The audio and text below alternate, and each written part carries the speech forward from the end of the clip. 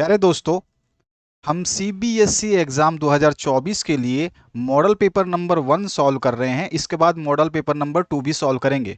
जो आपका 2024 में एग्जाम होने वाला है उसके लिए हम क्वेश्चन पेपर सॉल्व कर रहे हैं, जिसमें मोस्ट इंपॉर्टेंट क्वेश्चंस रहेंगे जो कि सॉल्यूशन के साथ कंप्लीट मिलेगा। आपको एमसीक्यू के आंसर्स भी देंगे और बड़े क्वेश्चंस के भी आंसर हम देने वाले हैं इस वीडियो के माध्यम से।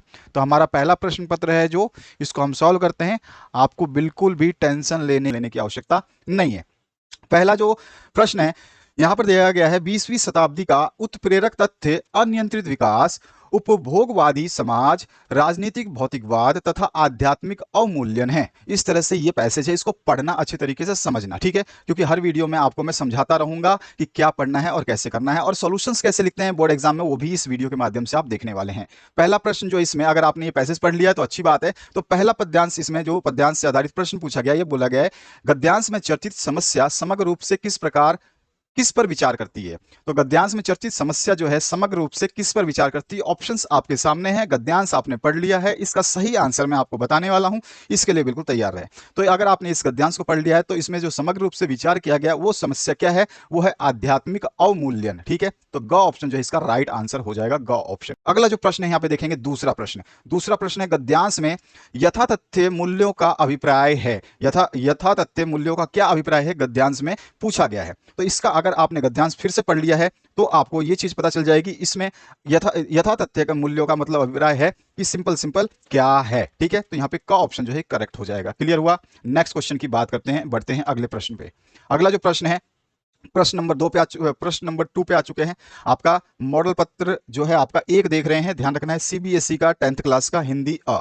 यहां पर जो है गद्यांश से आधारित तीसरा प्रश्न के गद्यांश के अनुसार प्रथम वास्तविकता में क्या सम्मिलित होता है। तो प्रथम वास्तविकता में क्या सम्मिलित होता है, गद्यांश पढ़ लिया है तो आप इसका आंसर दे सकते हैं। इसमें आ जाएगा प्रबुद्ध बुद्धिवाद।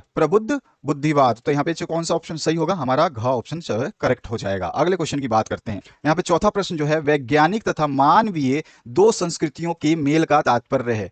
तो यहाँ पे इन दो संस्कृतियों का मेल का क्या तात्पर्य है, ऑप्शंस आपके सामने हैं, राइट ऑप्शन हमें बताना है। इसका बिल्कुल सही ऑप्शन हो जाएगा सामान्य दृष्टिकोण की पुनः स्थापना, का ऑप्शन जो है इसका करेक्ट हो जाएगा। नेक्स्ट क्वेश्चन पांचवें में, गद्यांश इंगित करता है कि विज्ञान ने सिद्ध किया है कि, क्या सिद्ध किया है, तो यहां पर जो हो जाएगा, विज्ञान ने सिद्ध किया है कि द्रव्य जो है ऊर्जा है, ख ऑप्शन जो है आपका करेक्ट हो जाएगा।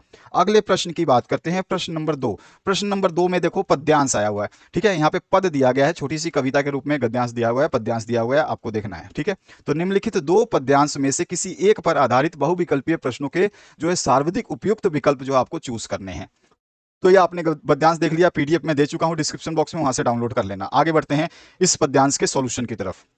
अगर आप पढ़ना चाहते हैं तो मैं एक बार यहाँ पे रोक देता हूँ, पहले आप देख सकते हैं यहाँ से स्टार्ट है और यहाँ पर आपका ये एंड है। इसके बाद प्रश्न है, इसके प्रश्न स्टार्ट करते हैं हम।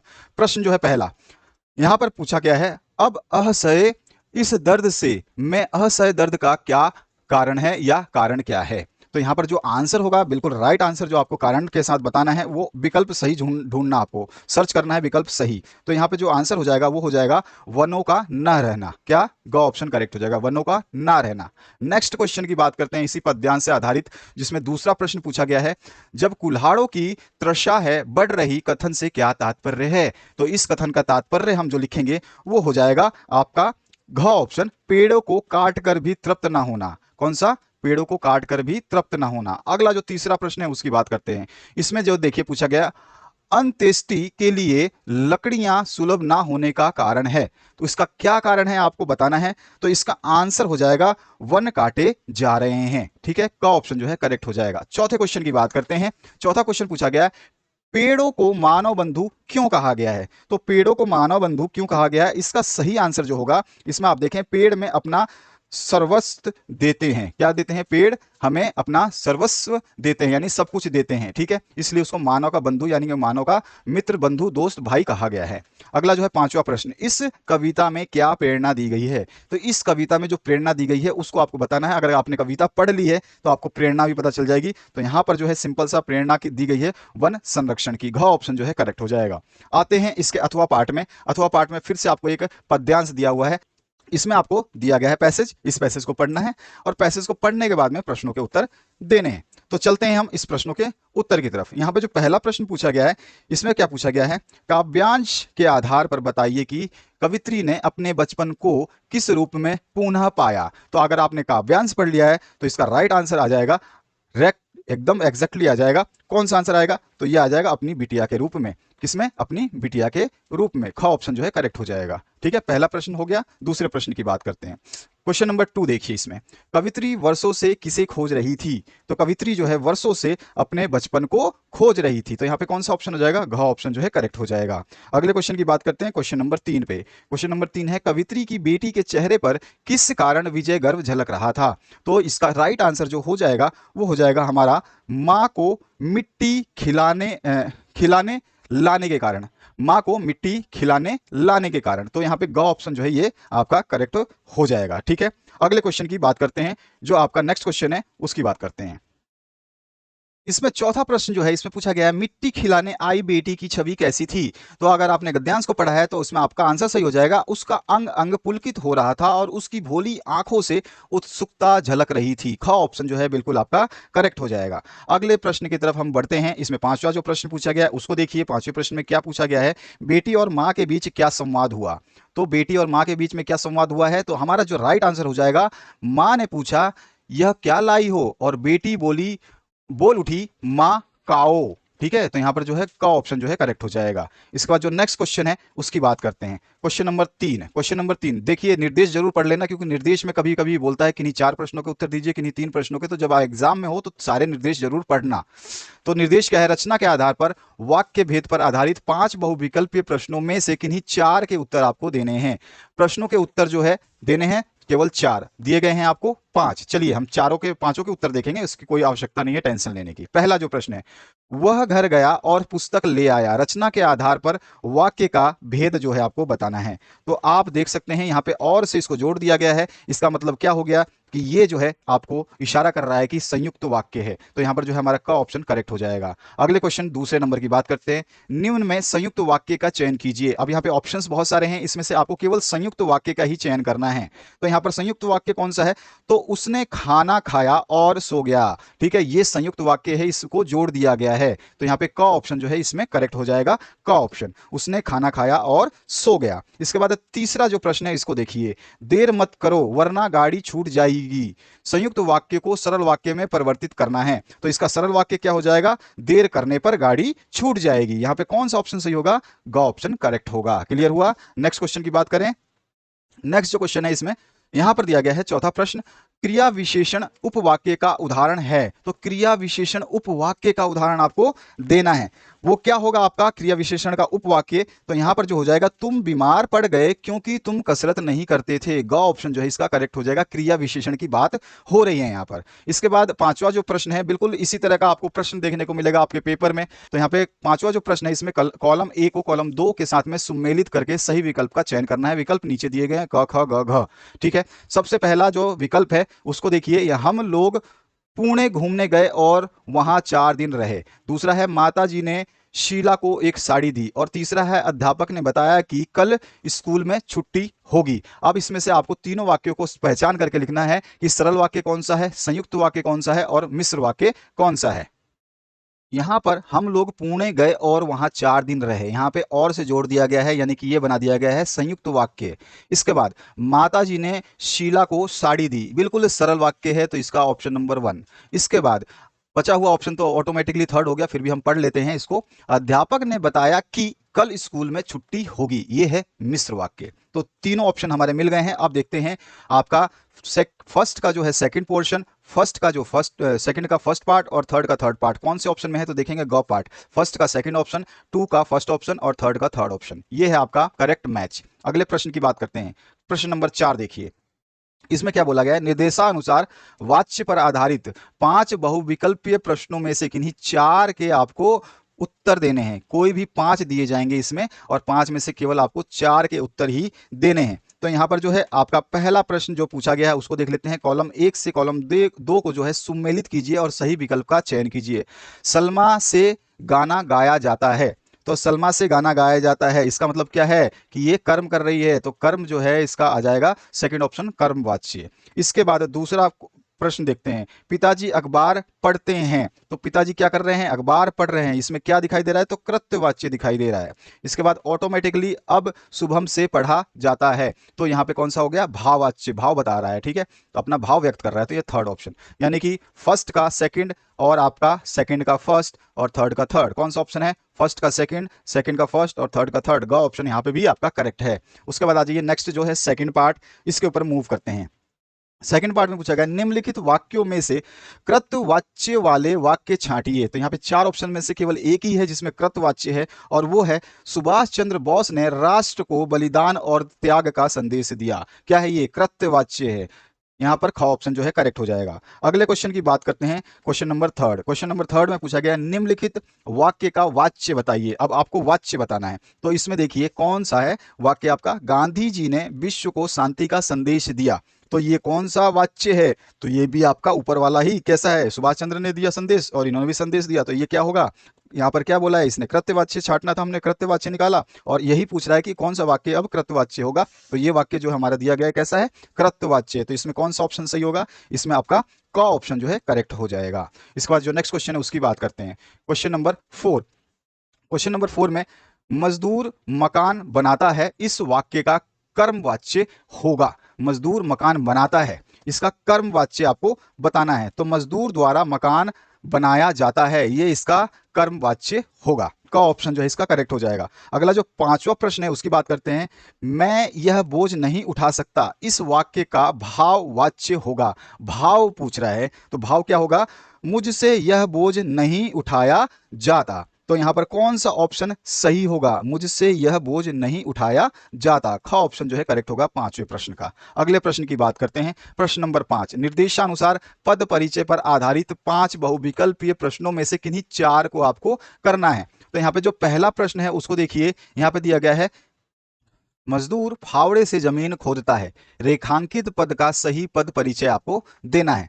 जब आप इस लाइन को पढ़ रहे हैं, मजदूर फावड़े से जमीन खोदता है, तो इसमें हमारा जो दिखाई दे रहा है वो क्या दिखाई दे रहा है, जातिवाचक संज्ञा है, एक वचन है, पुल्लिंग है और करण कारक है। इसलिए हमारा का ऑप्शन जो है इसका करेक्ट हो जाएगा। दूसरे प्रश्न की तरफ मूव करते हैं और दूसरे प्रश्न को समझते हैं। दूसरे प्रश्न में पूछा गया निम्नलिखित वाक्य के रेखांकित पद का सही पद परिचय जो है आपको देना है। यहाँ पे दिया गया है रचना 10वीं में पढ़ती है, तो रेखांकित जो शब्द है इसका हमें सही परिचय बताना है। तो रचना का क्या हो जाएगा यहाँ पर, तो यहाँ हो जाएगा व्यक्तिवाचक संज्ञा, ठीक है, एक वचन, स्त्रीलिंग और कर्ता कारक। तो यहाँ पे का ऑप्शन फिर से आपका करेक्ट हो जाएगा। इसके बाद आते हैं हम तीसरे प्रश्न पे। तीसरा जो प्रश्न है इसमें पूछा गया है निम्नलिखित वाक्य के रेखांकित पद का सही पद परिचय आपको देना है। यहाँ पे मधुर को रेखांकित किया गया है, श्याम बहुत मधुर गाता है। तो श्याम बहुत मधुर गाता है, इसका मतलब क्या बोल रहा है, ये इसका क्या चीज करता है, ये कुछ मधुर गाता है। तो इसका मतलब क्या है, ये कर रहा है क्रिया विशेषण दर्शा रहा है। तो यहाँ पर हमारा ऑप्शन जो है ग करेक्ट हो जाएगा। अगले प्रश्न की बात करते हैं, उसने अच्छा गाया और रेखांकित पद है। तो यहाँ पे अच्छा जो है ये रेखांकित पद क्या है ये आपको बताना है। तो यहाँ पर आप देखोगे कि अच्छा जो है ये क्रिया विशेषण को दर्शा रहा है, तो क्रिया विशेषण जो है ग ऑप्शन करेक्ट हो जाएगा। पांचवा प्रश्न जो है कुछ लोग बहुत आलसी होते हैं, इस वाक्य के रेखांकित पद का परिचय आपको देना है। यहाँ पे बहुत जो है रेखांकित पद है, इसका परिचय क्या होगा, तो यहाँ पे आंसर आ जाएगा ये आपका बहुत मतलब परिणाम दे रहा है ये। तो यहाँ पर परिणाम दे रहा है तो ये क्या हो जाएगा, परिमाणवाचक प्रविशेषण, परिमाणवाचक प्रविशेषण है ये। इसके बाद आते हैं अगले प्रश्न की तरफ। अगला जो प्रश्न है इसमें छठा प्रश्न है, निर्देशानुसार अलंकार पर आधारित 5 बहुविकल्पीय प्रश्नों में से किन्हीं 4 के उत्तर आपको देने हैं। तो छठा प्रश्न जो हम पहला देखते हैं छठे का, इसमें देखो क्या लिखा है, विपुल धन अनेकों रत्न हो साथ लाए, विपुल धन अनेकों रत्न हो साथ लाए, प्रियतम बता दो लाल मेरा कहाँ है। तो इन पंक्तियों में प्रयुक्त अलंकार जो है आपको बताना है। तो यहां पर जो प्रयुक्त अलंकार है आप देख रहे हैं अच्छे तरीके से, तो इन पंक्तियों का अगर हम अलंकार देख रहे हैं तो यहां पर जो निहित अलंकार प्रकट हो रहा है वो हो रहा है श्लेष अलंकार। आपने श्लेष अलंकार की डेफिनेशन अच्छे तरीके से पढ़ी होगी, उत्प्रेक्षा की भी पढ़ी होगी, मानवीकरण की भी पढ़ी होगी, अतिशयोक्ति की भी पढ़ी होगी। तो इन सभी को अच्छे तरीके से आपको याद कर लेना है, तभी जाके आप इनके सॉल्यूशंस दे पाएंगे। अगर आपको फिर भी कोई कंफ्यूजन होता है तो अपने टीचर से भी जरा कंसल्ट करें, उनसे पूछें, कोई इशू नहीं है। तो यहाँ पे का ऑप्शन जो हो जाएगा श्लेष अलंकार। दूसरा जो प्रश्न है इसको देखिए, उस काल मारे क्रोध के तनु कांपने उसका लागा मानो हवा के जोर से सोता हुआ सागर जागा। इन पंक्तियों में जो प्रयुक्त अलंकार है वो आपको बताना है। तो यहाँ पर आप देख रहे हैं, तो यहाँ पे भाव जो झलक रहा है वो बता रहा है कि ये हमारा उत्प्रेक्षा अलंकार है। ख ऑप्शन जो है इसका करेक्ट हो जाएगा। अगले प्रश्न की बात करते हैं। अगला जो तीसरा प्रश्न है इसमें देखिए पूछा गया है, इसमें दिया गया है लो हरित धरा से झांक रही नीलम की कली तीसी नीली। इस पंक्ति में प्रयुक्त अलंकार आपको बताना है। तो यहां पर जो है मानवीय अलंकार की आभास जो है प्रकट हो रही है। तो यहां पर हमारा ऑप्शन हो जाएगा ग ऑप्शन, मानवीकरण अलंकार। इसके बाद चौथा जो प्रश्न है उसको देखिए, जो जन भर ते ही बदनु पसारा कपि तनु किन्हीं दुगुन विस्तारा। उपयुक्त पंक्तियों में या इन पंक्तियों में प्रयुक्त अलंकार कौन सा है? तो यहां पर जो अलंकार बता रहा है ये बता रहा है अतिशयोक्ति अलंकार। तो घ ऑप्शन जो है इसका करेक्ट हो जाएगा। अगले प्रश्न को देखते हैं, जुग सहस्त्र जोजन पर भानु लीलेहु ताहु ताही मधुर फल जानू। इस काव्यांश में या इस पंक्ति में जो है आपको अलंकार बताना है। तो यहाँ पर जो अलंकार आप देख रहे हैं यहाँ पर आ रहा है आपका अतिशयोक्ति अलंकार। तो यहाँ पे घ ऑप्शन जो है आपका करेक्ट हो जाएगा। इसके बाद आते हैं हम नेक्स्ट प्रश्न की तरफ। तो अगला जो प्रश्न है वो देखिए, इसमें दिया गया है निम्नलिखित पठित गद्यांश पर आधारित, यानी कि आपके बुक से हैं, तो आधारित बहुविकल्पीय प्रश्नों के सर्वाधिक उपयुक्त विकल्प चुन करके लिखना है। तो यहाँ पर कोई ऑप्शन नहीं बोला है, यानी कि 5 प्रश्न देगा और पांचों को करना है। तो चलिए हम इस प्रश्न को देखते हैं। यहाँ पे पान वाले के लिए यह एक मजेदार बात थी। याद आ गया होगा आपको चैप्टर। तो चैप्टर याद आ गया तो चलिए इसके प्रश्न समझ लेते हैं और इसके आंसर्स देखते हैं। पहला जो प्रश्न है यहाँ पर देखो क्या दिया गया है, पान वाले की बात सुनकर हालदार साहब क्या हो गए। तो यहाँ पे हमारा आंसर हो जाएगा वो द्रवित और चकित हो गए। क्या हो गए? द्रवित और चकित हो गए। का ऑप्शन जो है करेक्ट हो जाएगा। दूसरा जो क्वेश्चन है, मूर्तिकार का क्या नाम था? तो मूर्तिकार का नाम जो था वो था मोतीलाल। यहाँ पे ग ऑप्शन जो है आपका करेक्ट हो जाएगा। तीसरे प्रश्न की बात करते हैं। तीसरे प्रश्न में पूछा गया आपसे, पान वाले ने किस अंदाज में मूर्ति के चश्मे के बारे में बात बताई? तो किस अंदाज में उसने बताई थी? तो उसने मजाक में बताई थी। तो का ऑप्शन जो है इसका करेक्ट हो जाएगा। चौथा जो प्रश्न है इसकी देखते हैं, हालदार साहब के अनुमानुसार मूर्तिकार ने कितने समय में मूर्ति बनाई? तो हौलदार साहब क्या है, अनुमान अनुसार मूर्तिकार ने जो समय लगाया मूर्ति बनाने में वो था 1 महीने। तो यहाँ पे ग ऑप्शन जो है करेक्ट हो जाएगा। अगले प्रश्न की बात करते हैं। अगले प्रश्न में आपसे क्या पूछा गया है, इसमें पूछा गया पान वाले के लिए क्या मजेदार बात थी? तो पान वाले के लिए जो मजेदार बात थी वो था चश्मा बनाना भूलना। ठीक है, तो यहाँ पे जो है आपका ख ऑप्शन करेक्ट हो जाएगा। इसके बाद जो नेक्स्ट क्वेश्चन है उसकी बात करते हैं। नेक्स्ट क्वेश्चन है आपका, उसकी बात करते हैं। तो यहां पर देखिए नेक्स्ट क्वेश्चन क्या है आपका। यहां पर आपका नेक्स्ट क्वेश्चन है, गद्य पाठों के आधार पर निम्नलिखित 2 बहुविकल्पीय प्रश्नों के सर्वाधिक उपयुक्त उत्तर जो है आपको देने हैं। तो यहां पर देखिए पहला प्रश्न जो पूछा गया है, पूछा क्या गया है, बाल गोविंद के गीतों को सुनकर वहां उपस्थित सभी लोग क्या करते थे? तो यहां पर हमारा क्या आंसर हो जाएगा? तो वो झूम उठते थे। आंसर क्या हो जाएगा? वो झूम उठते थे। तो यहाँ पे का ऑप्शन करेक्ट हो जाएगा। अगला जो प्रश्न है उसकी बात करते हैं। यहाँ पे देखिए क्या बोला गया है, संस्कृति पाठ में मनीषी किसे कहा गया है? तो यहाँ पे संस्कृति पाठ में मनीषी जो है चिंतनशील को कहा गया है। ख ऑप्शन जो है आपका करेक्ट हो जाएगा। अगला जो 9वां प्रश्न है उसकी तरफ चलते हैं। 9वां प्रश्न देखिए यहाँ पर, 9वें प्रश्न में क्या बोला गया है, निम्नलिखित पठित पद्यांश पर आधारित बहुविकल्पीय प्रश्नों के सर्वाधिक उपयुक्त विकल्प चुन करके लिखने हैं। यानी कि यहाँ पे 5 प्रश्न है, 1-1 नंबर के हैं, कोई विकल्प नहीं है, आपको सारे करने हैं। तो पहला प्रश्न देखिए, आपने ये जो पैसेज है इसको पढ़ लिया होगा, ये कविता जो है पढ़ लिया होगा और कविता पढ़ते ही आपको याद भी आ गया होगा कि कहाँ से ये कविता आई हुई है। यहाँ पर जो पहला प्रश्न है, तो यहाँ पर जो पहला प्रश्न है, गोपियों ने योग के संदेश की तुलना किससे नहीं की? तो यहाँ पर जो है नहीं की है, यहाँ पर जब नहीं आ जाती है तो बहुत ही सावधानी से हमें आंसर देना होता है। तो किससे नहीं की है? तो यहाँ पर देखिए गोपियों ने जो संदेश की तुलना जो है हारिल पक्षी से नहीं की है। ठीक है, तो यहाँ पे ग ऑप्शन जो है करेक्ट हो जाएगा, इससे नहीं की है। अगला जो प्रश्न है, योग का उपदेश किन लोगों के लिए उपयोगी है? तो यहां पर जो है आपका कौन सा आंसर होगा? अस्थिरचित्त वाले लोगों के लिए। यहाँ पे ख ऑप्शन जो है आपका करेक्ट हो जाएगा। अगले प्रश्न की बात करते हैं। क्वेश्चन नंबर 3 देखिए। क्वेश्चन नंबर 3 में क्या पूछा गया है, मन क्रम वचन कान कान जरूरी अंश द्वारा क्या अभिव्यक्ति हुई है? तो इस अंश द्वारा जो अभिव्यक्ति हुई है उसे हमें बताना है। तो कृष्ण के प्रति जो है अटूट प्रेम की अभिव्यक्ति यहाँ पर देखने को मिल रही है। तो हमारा क ऑप्शन जो है करेक्ट हो जाएगा। अगला जो चौथा क्वेश्चन है इसमें देखो तिन ही ले सौंपों में तिन ही किन लोगों के लिए प्रयुक्त हुआ है। तो ये जो प्रयुक्त हुआ है, ये प्रयुक्त हुआ है हमारे चंचल मन वाले लोगों के लिए। तो यहाँ पे हमारा घ ऑप्शन जो है इसका करेक्ट हो जाएगा, चंचल मन वाले लोगों के लिए। अगला जो पांचवा प्रश्न है, गोपियों के प्रेम की कौन सी विशेषता प्रस्तुत पद में उजागर नहीं हुई है। फिर से देखो, नहीं, जब भी नहीं आए तो प्रश्न पे बिल्कुल फोकस कर लेना, प्रश्न को ढंग से पढ़ना। यही गलती होती है, नहीं के दबाव में हम प्रश्न ही गलत कर देते हैं, नहीं पर ध्यान ही नहीं देते।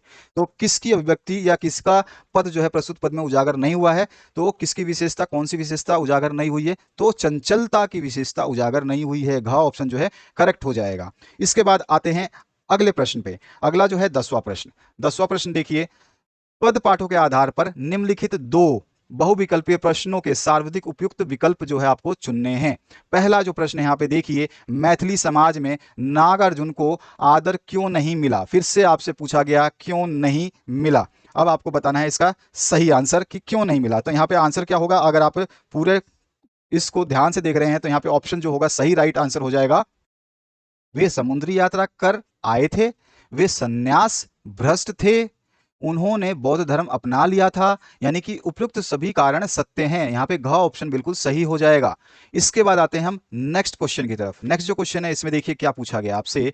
इसमें पूछा गया है, तार सप्तक में गाने के कारण कवि को कैसा अनुभव होता है। तो कवि को कैसा अनुभव होता है, तो गाने की इच्छा जो है समाप्त हो जाती है। घ ऑप्शन जो है इसका प्रश्न का सही उत्तर हो जाएगा। अब खंड ख जो वर्णनात्मक प्रश्न है उसके ऊपर हम आ चुके हैं। अब वर्णनात्मक प्रश्नों के उत्तर जो है हम देंगे। चलिए वर्णनात्मक प्रश्नों को देखते हैं और समझते हैं इनके उत्तर कैसे लिखने हैं। और जो चीज मैं यहाँ पे आपको दिखा रहा हूँ, समझा रहा हूँ, इसी तरह से आपको उत्तर को लिखना है यदि आप टॉपर लिस्ट में जाना चाहते हैं। ऐसा वैसा कुछ भी नहीं लिखना, बिल्कुल सीधा सीधा साफ साफ स्पष्ट, और साथ ही साथ कम से कम शब्दों में जितना वो बोल रहा है उसी उतने ही शब्दों में आपको लिखना है। उससे 2-4 शब्द ऊपर नीचे हो जाएं, कोई इशू नहीं है। पहला जो प्रश्न है यहाँ पे देखिए, गद्य पाठों के आधार पर निम्नलिखित 4 प्रश्नों में से किन्हीं 3 प्रश्नों के जो है आपको उत्तर देने हैं। 25 से 30 शब्द जो है सीमा बताई है, कोई इशू नहीं है। पहला जो प्रश्न है 2 अंकीय प्रश्न रहेंगे, ठीक है। 4 में से 3 प्रश्नों के उत्तर दोगे तो 6 नंबर मिल जाएंगे। क पार्ट में है, लेखक ने खीरे की फांकों के कारण नवाब साहब के जबड़ों को स्फुरित होते देखकर क्या सोचा। तो यहां पर लेखक ने खीरों की फांकों के कारण नवाब साहब के जबड़ों को स्फुरित होते देखकर यह सोचा होगा कि उनका मुख खीरे के रस स्वादन की कल्पना से भर गया है। इसके बाद जो दूसरा प्रश्न पूछा गया है, इसमें पूछा गया लेखिका और उसके साथियों के कारण प्रिंसिपल के लिए बड़ी मुश्किल क्या थी। तो यहाँ पे आंसर हो जाएगा, लेखिका और उसके साथियों के कारण प्रिंसिपल की मुश्किल यह थी कि प्रिंसिपल किसी तरह डरा धमकाकर डांट फटकार कर लड़कियों को कक्षाओं में भेजती हैं, पर मन्नू के एक इशारे पर वे बाहर आ जाती हैं और मैदान में एकत्र होकर के नारे लगाने लगती हैं। इससे कॉलेज चलाना जो है कठिन हो गया था। ये था उनकी प्रिंसिपल की मुश्किल। इसके बाद जो नेक्स्ट क्वेश्चन है उसकी बात करते हैं। इसमें जो पूछा गया है, इसमें पूछा गया अली बख्श के घराने का खानदानी पेशा क्या था। मंदिरों में प्राय कौन से जो है गान गाए जाते थे, ये आपको बताना है। तो अली बख्श उस समय देश के प्रसिद्ध शहनाई वादक थे, जिनके घराने का खानदानी पेशा शहनाई बजाना था। उस समय मंदिरों में प्राय गाए जाने वाले राग मल्तानी, कल्याण, ललित और भैरव आदि थे। इसके बाद जो नेक्स्ट प्रश्न है उसकी बात करते हैं। इसमें घ पाठ में पूछा गया, रात के तारों को देखकर ना सो सकने वाली मनीषी को प्रथम पुरस्कारकर्ता क्यों कहा गया है। संस्कृति पाठ के आधार पर उत्तर आपको देना है।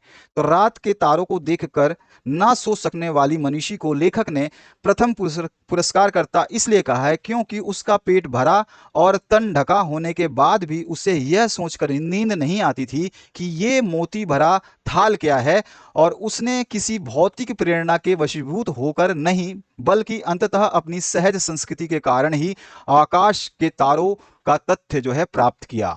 इसके बाद नेक्स्ट प्रश्न की बात करते हैं। नेक्स्ट जो प्रश्न है उसमें देखिए क्या पूछा गया है। यहाँ पे आपका पद पाठों के आधार पर निम्नलिखित 4 प्रश्नों में से आपको 3 प्रश्नों के उत्तर जो हैं देने हैं। शब्द सीमा 25 से 30 है। पहला प्रश्न पूछा गया है, इसमें गोगिसुनु किसे कहा गया है, वे मुनि की किस बात पर मन ही मन मुस्कुरा रहे थे। तो यहाँ पे गोगिसुनु विश्वामित्र को कहा गया है। वे परशुराम की अहंकार भरी बातों को सुनकर मंद ही मंद मुस्कुरा रहे थे। वे यह बात समझते थे कि परशुराम राम लक्ष्मण को साधारण राजकुमार समझकर अपनी वीरता की कहानी सुना रहे हैं। उन्हें पता नहीं कि इन दोनों को आसानी से हराया नहीं जा सकता। इसके बाद आते हैं नेक्स्ट प्रश्न पे। नेक्स्ट प्रश्न जो है ख, इसमें पूछा गया है कवि अपनी सरलता की हंसी उड़ाने से क्यों बचता है? सरलता की हंसी उड़ाने की क्या जरूरत हुई या क्यों जरूरत हुई? तो यहाँ पे आंसर हो जाएगा कवि ने अपना जीवन अत्यंत सरलता से जिया है। इस अत्यधिक सरलता के कारण उसे अपनों के छल कपट और हास्य का शिकार होना पड़ा है। इसलिए कवि अपनी सरलता की हंसी उड़ाने से बचना चाहते हैं। सरलता की हंसी उड़ाने की जरूरत इसलिए पड़ी क्योंकि कवि से उसकी आत्मकथा लिखने का आग्रह किया गया। इसके बाद आते हैं नेक्स्ट क्वेश्चन की तरफ। नेक्स्ट जो क्वेश्चन है उसको देखते हैं।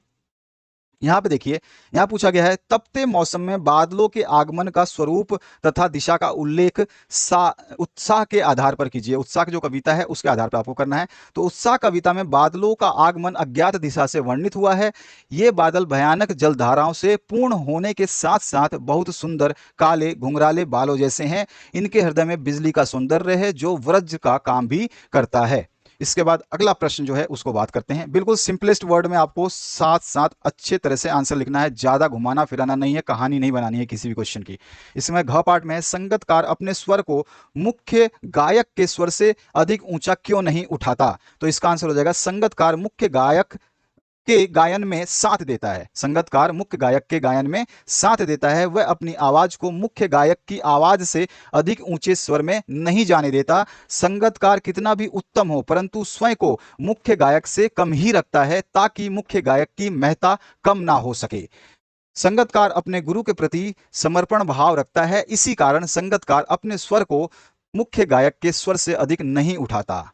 इसके बाद आते हैं हम नेक्स्ट प्रश्न पे। नेक्स्ट जो प्रश्न है इसमें पूछा गया है, यहाँ पे देखिए पूरक पाठ्य पुस्तक के पाठों पर आधारित निम्नलिखित 3 प्रश्नों में से किन्हीं 2 प्रश्नों के उत्तर लगभग 50 से 60 शब्दों में लिखना है। इस वीडियो में जितना मैं ज्यादा एक्सप्लेन कर रहा हूं इसको समझ लीजिए क्योंकि आने वाले जो वीडियो है बहुत ज्यादा है, समय बहुत लगेगा उनको आप तक पहुंचाने में। अगर आप लोग एक्टिव हो गए, अच्छे तरीके से पढ़ रहे हैं और अपने दोस्तों को सभी को शेयर कर रहे हैं और केवल इसी को पढ़ के आप मेरिट में जा सकते हैं, ये बात मैं आपको पहले बता चुका हूं। केंद्रीय संगठन जो है आपका केंद्रीय विद्यालय संगठन, उनके द्वारा जो है ये मॉडल पेपर जारी किया जा रहा है। किसी वेबसाइट पे नहीं, कहीं भी किसी स्कूल पे नहीं, किसी भी यूट्यूब चैनल पे नहीं मिलेगा आपको।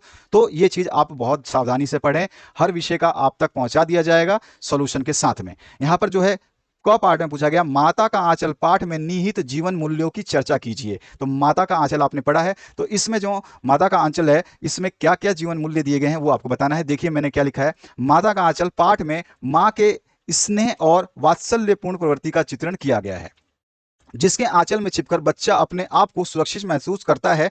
पाठ में बालक भोलानाथ कोई भी विपदा आने पर मां के आंचल में आकर ही उसकी शरण लेता है। पाठ में ग्रामीण जीवन संस्कृति का चित्रण देखने को मिलता है। यहाँ बच्चे परस्पर मिलजुल कर खेलते हैं। इस पाठ में प्रकृति से निकटता बनाए रखने, जीव जंतु और पक्षियों के प्रति प्रेम, नदियों को स्वच्छ रखने और मिलजुल कर काम करने और बड़ों का आदर सम्मान करने जैसे जीवन मूल्य उभर कर आए हैं। इनमें हमें इन जीवन मूल्यों को अपनाना चाहिए। तो ये हमने बताया माता के आंचल के निहित जीवन मूल्य जो हैं कौन कौन से हो सकते हैं, जिसको हमने इसमें डिस्क्राइब किया। अगले प्रश्न की बात करते हैं। अगला जो प्रश्न है इसमें क्या पूछा गया, पहाड़ी बच्चों और महानगरीय बच्चों की जीवन शैली में आपको क्या भिन्नता दिखाई देती है? तो पहाड़ी बच्चे और जो नगर के बच्चे हैं उनमें क्या भिन्नता है ये आपको बताना है साना साना हाथ जोड़ी पाठ के आधार पर। तो देखिए पहाड़ी बच्चों और महानगरीय बच्चों की जीवन शैली में मुझे अनेक भिन्नताएं दिखाई देती हैं। पहाड़ी बच्चों का जीवन अत्यंत श्रमशील होता है, यानी श्रमशील यानी कठिन होता है, परिश्रमी होता है।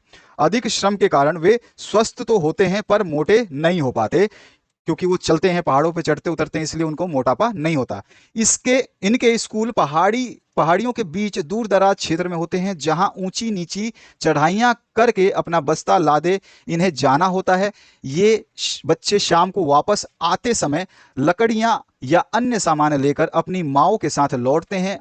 इसके विपरीत शहर के यानी कि महानगरीय शहर के बच्चों का जीवन जो है सुखमय होता है। वे बस या गाड़ियों में स्कूल जाते हैं और शाम को टीवी देखते हैं या मोबाइल और कंप्यूटर पर गेम खेल करके अपना समय बिताते हैं। ये बच्चे देखने में मोटे लगते हैं क्योंकि ये व्यायाम नहीं करते, इनको कोई कसरत नहीं करनी पड़ती, सब कुछ इनको बैठे बैठे मिल रहा है, ये इसलिए इनका जो है मोटापा बढ़ जाता है ना। तो ये चीज इसमें बताई गई है। अगले प्रश्न की बात करते हैं। अगला प्रश्न देखिए, इसमें बोला गया लेखक ने अपने आप को हिरोशिमा के विस्फोट का भोक्ता कब और किस तरह महसूस किया? तो यहां पर देखिए लेखक को जब जापान जाने का अवसर मिला तो उन्होंने वह अस्पताल भी देखा जहां रेडियम पदार्थ से पीड़ित लोग आज तक कष्ट पा रहे हैं। लेखक हिरोशिमा की घटनाओं के बारे में सुनकर तथा उनके कुप्रभावों को प्रत्यक्ष देखकर भी विस्फोट का भोक्ता नहीं बन पाया। एक दिन वह जापान के हिरोशिमा नगर की एक सड़क पर घूम रहा था। अचानक उसकी नजर एक पत्थर पर पड़ी और उस पत्थर पर एक मानव की छवि छपी हुई थी, यानी परछाई छपी हुई थी। वास्तव में परमाणु विस्फोट के समय कोई मनुष्य उस पत्थर के पास खड़ा होगा और रेडियोधर्मी किरणों ने उस आदमी को भाप की तरह उड़ा दिया और उसकी छाया पत्थर पर डाल दी थी। उससे देखकर लेखक के मन में अनुभूति जाग गई और उसके मन में विस्फोट का प्रत्यक्ष दृश्य जो है साकार हो उठा। जो बम विस्फोट हुआ होगा उस समय, उसका जो है दृश्य कल्पना करने लगा, तो उस समय जो है वह विस्फोट का भोक्ता बन गया। इसके बाद आते हैं हम नेक्स्ट पार्ट पे। नेक्स्ट जो पार्ट है इसमें 14वां नंबर क्वेश्चन, निम्नलिखित 3 विषयों में से किसी एक पर जो है आपको 120 शब्दों में जो है अनुच्छेद लिखना है। ठीक है, तो यहाँ पे पहला जो प्रश्न है आपका कोरोना वायरस पे, इसमें संकेत बिंदु जो दिए हैं इनको भी इंक्लूड कर लेना है। कोरोना वायरस का संक्रमण, लॉकडाउन के सकारात्मक प्रभाव और बचाव के उपाय, ये तीनों को चीजों को आप डाल करके अनुच्छेद लिखेंगे। याद रखना, अनुच्छेद अलग चीज होता है, निबंध अलग चीज होता है। तो अनुच्छेद देखिए इस तरह से लिखना है आपको। तो मैंने लिखा है कोरोना वायरस के बारे में, तो इस अनुच्छेद को देखिए। यहाँ पर देखिए क्या लिखा गया है। कोरोना वायरस, विश्व स्वास्थ्य संगठन ने कोरोना वायरस अर्थात कोविड-19 को एक महामारी घोषित कर दिया है। इस महामारी की शुरुआत चीन के वुहान शहर से हुई, लेकिन धीरे धीरे यह महामारी दुनिया के प्रत्येक देश में फैल गई। यह वायरस बेहद जानलेवा है और इसका संक्रमण एक इंसान से दूसरे इंसान में बहुत तेजी से होता है। इसके संक्रमण के शुरुआत में जुकाम, खांसी और सांस लेने में तकलीफ जैसी समस्याएं होती हैं। यह वायरस इंसान के फेफड़ों में सीधा असर करता है। इस बीमारी के संक्रमण से लाखों लोग अब तक अपनी जान जो है गंवा बैठे हैं और लाखों लोग अभी भी संक्रमित हैं। कोरोना वायरस से बचाव के लिए कुछ समय के लिए कई देशों में लॉकडाउन लगाया गया, जिसके कई सकारात्मक प्रभाव देखने को मिले। सबसे बड़ा सकारात्मक प्रभाव तो यह रहा कि लोग अपने घरों में रहने के कारण व सामाजिक दूरी बनाने के कारण इस बीमारी की चपेट में आने से बचे रहे। इसके अलावा सभी वाहनों, कल कारखानों, उद्योग धंधों, ऑफिस और स्कूलों के बंद होने के कारण प्रदूषण के स्तर में काफी कमी आई और प्रकृति को भी अपने आप को एक बार शुद्ध और साफ और स्वस्थ करने का मौका मिला। लोगों ने अपने घर, परिवार और अपने परिजनों के साथ खूब समय बिताया और सबसे अच्छी बात यह रही कि ओजोन परत के स्वास्थ्य में, यानी ओजोन परत जो आपका छेद हो रहा था, तो ओजोन परत के स्वास्थ्य में भी सुधार देखने को मिला। कोरोना वायरस से बचने के लिए कुछ देशों ने वैक्सीन बना डाली है और लोगों का टीकाकरण भी बहुत तेजी से किया जा रहा है, परंतु जब तक 100% टीकाकरण नहीं हो जाता, सावधानी व सामाजिक दूरी ही इसका एकमात्र बचाव है। इसलिए हमें लोगों के संपर्क में आने से बचना चाहिए। भीड़ भाड़ वाले इलाकों, सामाजिक समारोह, कार्यक्रमों से दूरी बनानी चाहिए और साफ सफाई का भी पूरा ध्यान रखना चाहिए। तो इस तरह से आपको अनुच्छेद लिखना है। अनुच्छेद को अच्छे तरीके से समझ लो। ठीक है, इसमें आपको उल जुलूल फालतू कोई भी चीज नहीं लिखनी है, बहुत तरीके से लिखना है, तब जाके आप मेरिट में जाओगे। अगला जो दूसरा पार्ट दिया गया इसमें, संघर्ष की परिणति विजय, ये आपको जो है इस पे अनुच्छेद लिखना है। इसमें संघर्ष, जीवन और चुनौती, और संघर्ष और विजय की खुशी, ये तीनों को इंक्लूड कर देना है। देखो मैंने लिखा है जो, इसको समझो। संघर्ष की परिणति विजय, संघर्ष का दूसरा नाम ही जीवन है। ये एक प्रकार से पर्यायवाची, यानी कि संघर्ष का दूसरा नाम ही जीवन है, यानी कि संघर्ष का दूसरा नाम क्या है? जीवन है, और जीवन का दूसरा नाम क्या है? संघर्ष है। इसलिए ये एक प्रकार का पर्यायवाची है और इस एक दूसरे के पूरक भी हैं, यानी कि इनके बिना जो है जिंदगी आपकी चल नहीं सकती। जीना तो उसी का है जिसने जीवन के सूत्र को समझ लिया है। भयंकर से भयंकर और विपरीत स्थिति पर विजय पाने का एक ही रास्ता है, पूरे आत्मविश्वास के साथ बाधा विरोध से जूझ जाना, संघर्ष करना। जो संघर्ष से बचकर चले वो कायर है। संसार रूपी सागर की ऊंची उफनती लहरों को जिसने चुनौती देना सीख लिया है, सफलता की अनुपम मणियां उसी ने बटोरी हैं। जो डर कर किनारे बैठ गया वह तो जीवन का दांव ही हार गया। कबीर ने इस भाव को इस तरह व्यक्त किया है, जिन खोजा तिन पाइयां गहरे पानी बैठ। ये अच्छी लाइन है, अगर आप डालते हैं तो एग्जामिनर वैसे ही खुश हो जाएगा। हाईलाइट भी कर सकते हैं आप लाइन से इसको। अब देखिए आगे हमको और अनुच्छेद को कंप्लीट करना है। यह गहरे पानी, यहाँ पे जो जिन खोया तिन पाइयां गहरे पानी बैठ, अब इसका मतलब हम समझा रहे हैं। यह गहरे पानी बैठ कर खोजना क्या है? तो यहाँ पर जो है यही संघर्ष अथवा चुनौती को स्वीकार करना है, कर्म की आंच में तपना है। यही गीता का भी अमर संदेश है कि कर्म करना ही मनुष्य का अधिकार है और धर्म के जीवन पथ पर सफलता मिले या विफलता, संघर्ष करने का संकल्प शिथिल नहीं पड़ना चाहिए। शिथिल मतलब कमजोर नहीं पड़ना चाहिए। जिसमें अपने उसूलों पर अटल रहने की दृढ़ता है, जिसका संकल्प सच्चा है, वही जीवन के संघर्ष में विजयी होता है। जीवन में विपत्तियां सभी को सहनी पड़ती है, भले ही जीवन में कितने संकट आए, परंतु जो व्यक्ति अपने मार्ग से विचलित नहीं होता, जो कष्टों का साहस से सामना करता है, जो यह मानता है कि कर्म ही जीवन है, वह यह मानकर सदा कर्म, प्रयत्न, परिश्रम में लगा रहता है, वस्तुतः वही मनुष्य जीवन में विजय अर्थात सफलता प्राप्त करता है। इस विजय की खुशी किसी भी खुशी से बढ़कर होती है। तो यहाँ पर हमने सारी चीजों को इंक्लूड किया, सारे पॉइंटों को इंक्लूड किया, इस तरह से अनुच्छेद लिखा। ठीक है, यहाँ पे ग पार्ट है, इसमें क्या है, याद आता है विद्यालय का प्रांगण। प्रांगण जो है विद्यालय का आपको याद आता है, हमेशा आप सोचते रहते हो विद्यालय के बारे में। तो देखिए इसके बारे में क्या लिखना है। इसमें आपको विद्यालय की मस्ती लिखनी है, मित्रों का साथ लिखना है और कक्षा की पढ़ाई भी इंक्लूड कर देनी है। तो देखिए यहाँ पे लिखेंगे, याद आता है विद्यालय का परागण। विद्यालय की यादें हर किसी को याद रहती हैं। विद्यालय के मित्र, विद्यालय के अध्यापक, विद्यालय की क्लास एवं प्यारा सा सुंदर विद्यालय सच में बहुत याद आता है। मैं विद्यालय सुबह सुबह जाने के लिए जल्दी तैयार हो जाता था, सिर्फ यह सोचकर कि मेरे मित्र विद्यालय में मुझे मिलेंगे, मैं उनके साथ बातें करूंगा, खेलूंगा, साथ में पढ़ाई करूंगा। यही सोच मुझे काफी खुश कर देती थी। विद्यालय में पढ़ाई करना भी मुझे पसंद था। मेरे सभी अध्यापक मुझे बहुत पसंद थे। मेरे विद्यालय की अपनी कक्षा का मैं मॉनिटर था, यानी कि मैं विद्यालय की अपनी क्लास का मॉनिटर था। मेरे विद्यालय की कक्षा या क्लास के सभी साथी मेरा बहुत सम्मान करते थे। अक्सर जब मेरे मित्रों को कुछ समझ नहीं आता था तो वह खाली समय में मुझसे अपनी समस्याओं का समाधान लेते थे। विद्यालय के दिनों में हम कई बार रविवार के दिनों में बाहर घूमने भी जाते थे। हम विद्यालय के लंच के समय में बहुत ही खुश रहते थे। हमारे विद्यालय में बने पार्क में हम सभी मित्र आपस में बातचीत करते थे। हम परिवार के सदस्यों के समान ही मिलजुल करके खाना खाते थे और काफी खुश रहते थे। जब भी विद्यालय की घंटी बजती थी तो हम अपनी अपनी क्लास में आ जाते थे और हम सब विद्यालय में काफी खुश रहते थे और सोचते थे कि काश विद्यालय के दिन कभी खत्म ना हो। लेकिन एक समय ऐसा आया जब विद्यालय को आखिरकार अलविदा कहना पड़ा। आज मैं भले ही कॉलेज में पढ़ता हूं, लेकिन वो विद्यालय का परागण सदैव याद आता है। ठीक है, तो इस तरह से आप जो है याद आता है विद्यालय का परागण पे आप जो है लिख सकते हैं अनुच्छेद। अगले प्रश्न की तरफ मूव करते हैं। अगला प्रश्न जो है आपको 15 पूछा गया। आप सचिन मेहरा, स्वाति आहूजा एक दैनिक समाचार पत्र में दैनिक जागरण के संपादक को अपनी कविता प्रकाशित करवाने हेतु अनुरोध करते हुए 100 शब्दों में एक पत्र लिखिए। सबसे पहले आप अपना एड्रेस, अगर आपको एड्रेस नहीं दिया तो आप अपनी मर्जी से कोई भी एड्रेस बना के लिख सकते हैं। ठीक है, और उसके बाद में दिनांक ध्यान रखना है आपको। तो मैंने लिख दिया जैसे कोई भी address, 15C Shubham apartment, Rajpur road, Delhi, और दिनांक जैसे मैंने आज वीडियो बना रहा हूं तो 29 अक्टूबर 2022 का डाल दिया। अब यहां से हम स्टार्ट करेंगे जिसको हमें पत्र, दैनिक समाचार पत्र दैनिक जागरण के संपादक को लिखना है। तो उसके संपादक को हम जो है आग्रह करते हैं। तो सेवा में संपादक महोदय, दैनिक जागरण दिल्ली। अब यहाँ पर जो है आप विषय जो मेंशन कर देंगे, किस लिए लिख रहे हैं ये आप, जो यहाँ पर क्वेश्चन दिया गया इसमें क्या दिया गया है कि आपको अपनी कविता प्रकाशित करवानी है। तो विषय हो जाएगा कविता प्रकाशित करवाने हेतु अनुरोध। अब यहाँ पे महोदय से स्टार्ट करेंगे और इस अनुच्छेद को हम जो है कंप्लीट करेंगे, यानी कि इस लेटर को कंप्लीट करेंगे। तो यहाँ पर देखिए, आपके प्रतिष्ठित समाचार पत्र के माध्यम से मैं अपनी कविता बचपन प्रकाशित करवाना चाहता हूं। यह कविता मेरे बचपन से जुड़ी खट्टी मीठी यादों पर आधारित है। इस कविता के द्वारा मैं लोगों को यह बताना चाहता हूं कि बच्चों को बात बात पर सजा न दें, उन्हें प्यार से समझाने की कोशिश करें, क्योंकि मार पीट से बच्चे दब्बू का मतलब होता है दब कर रह जाने वाले। ठीक है, मैंने केवल इसको लिखा है आपके लिए समझाने के लिए कि इसका दब्बू का मतलब क्या होता है, दब कर रहने वाले जो बच्चे होते हैं वो हो जाते हैं।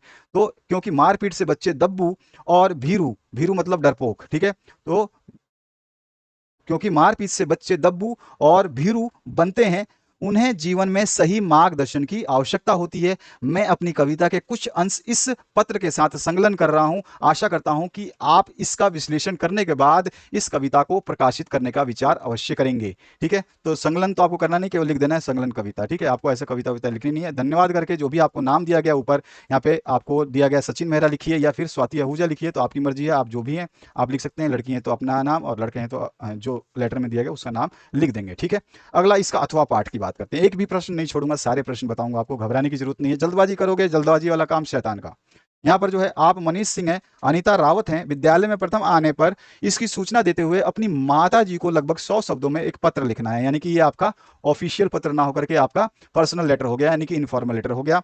और धन्यवाद दीजिए कि आपके साथ वे भी रातों में जगती रहीं, इसलिए यह संभव हुआ। तो आपको बताना है कि आपकी माताजी जो है रात भर आपके साथ जो है जगती रहती थी, जिस वजह से आप जो है क्या हुए हो, बहुत ही अच्छे अंकों से आपने प्रथम श्रेणी प्राप्त की है। ठीक है, सबसे पहले एड्रेस, एड्रेस कौन सा, जो भी एड्रेस आप लिखना चाहो, कोई भी एड्रेस आपको लिखना ही होगा तो अपना एड्रेस हमेशा जो है ऊपर लिखोगे। तो मैंने लिख दिया 62 गुरुकुल विद्यालय, लाजपत नगर, दिल्ली। और दिनांक जो है मैंने बताया था, जैसे आपका एड्रेस खत्म होगा उसके बाद में दिनांक डालना है, तो दिनांक आज का मैंने डाला है 29 अक्टूबर 2022। ठीक है, अब विषय जो है जरूर मेंशन कर देना, विषय क्या है आपका, विद्यालय में प्रथम आने पर माताजी को सूचना पत्र। ठीक है, इस तरह से विषय आप लिख दोगे, विषय आपकी मर्जी है, सही तरीके से लिखना, जो भी उसमें आप विषय डाल रहे हैं सही तरीके से डालना। हर पॉइंट के नंबर मिलते हैं, स्टार्टिंग का जो ये है इसका नंबर मिलेगा, इसका भी नंबर मिलेगा और फिर इसका भी नंबर, अलग अलग नंबर मिलते हैं, याद रखना, प्रार्थना पत्र हो या फिर आपका लेटर राइटिंग हो।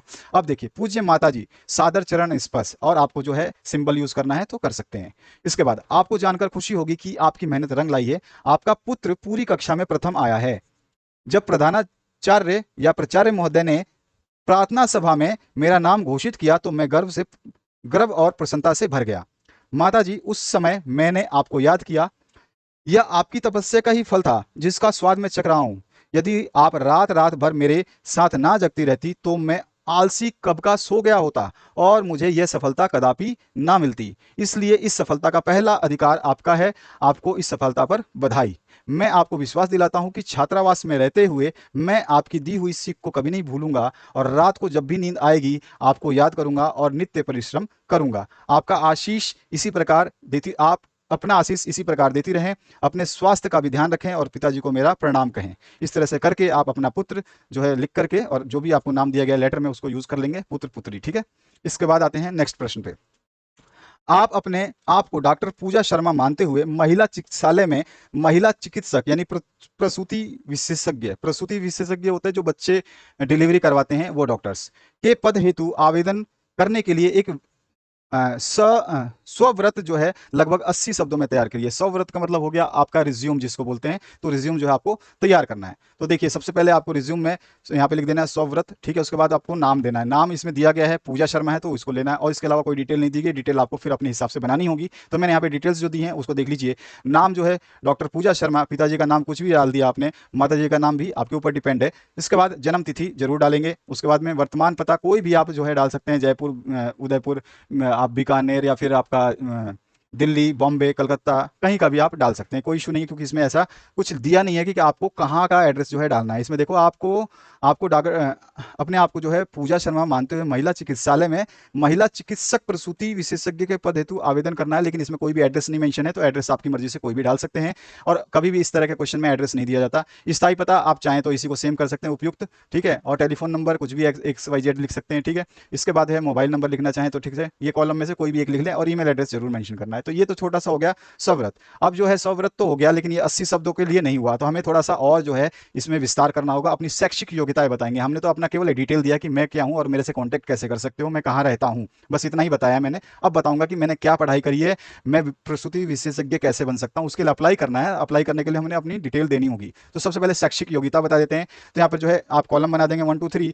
आप जो भी परीक्षा दिए हैं तो परीक्षा का नाम, वर्ष जो है पासिंग वर्ष खाली लिखो, विद्यालय का या बोर्ड का नाम लिख दो, इधर विषय लिख दो, और यहाँ पे श्रेणी लिख दो, यहाँ प्रतिशत लिख दो, आपकी मर्जी है कैसे भी। ठीक है, आपको केवल मनगणत बताना है।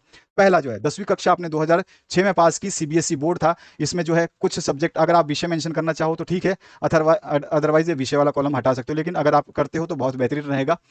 एग्जामिनर खुश होकर बिना पढ़े ही आपको एक टेबल देख करके ही नंबर दे देगा। तो यहाँ पे अंग्रेजी हो गया, गणित, विज्ञान, सामाजिक विज्ञान, ये सब आपके पास होता ही है। अच्छा, श्रेणी आपकी प्रथम रही थी और आपका प्रतिशत रहा था 76%। ठीक है, आप इस तरह से लिख सकते। उसके बाद 10वीं के बाद आपने 12वीं की। 12वीं आपने 2008 में, 6 के बाद में 11वीं और 12वीं 8 में करी, CBSE से ही करी, और आपने जो है साइंस लिया था, यानी कि भौतिक विज्ञान, जीव विज्ञान, रसायन विज्ञान और हिंदी अंग्रेजी। प्रथम आए थे आप, 83% से आपने पास की। उसके बाद में आपने MBBS किया 2014 तक, और जो है आपने कोई भी MBBS का जो है निम्स डाल दो, कोई भी मेडिकल स्कूल का इंस्टीट्यूट का नाम जो है आपको उसको डाल देना है। मेडिकल साइंस से आपने जो है विषय लिया था, प्रथम श्रेणी प्राप्त करी और इसमें 79% आए। और इसी तरह से आप फिर अगला जो आपने चाहो तो MBBS के बाद में स्टॉप कर सकते हो, अगला लिखना चाहो तो लिख सकते हो कि MS किया आपने गायनिकोलॉजी में 2017 में आपने पास आउट किया।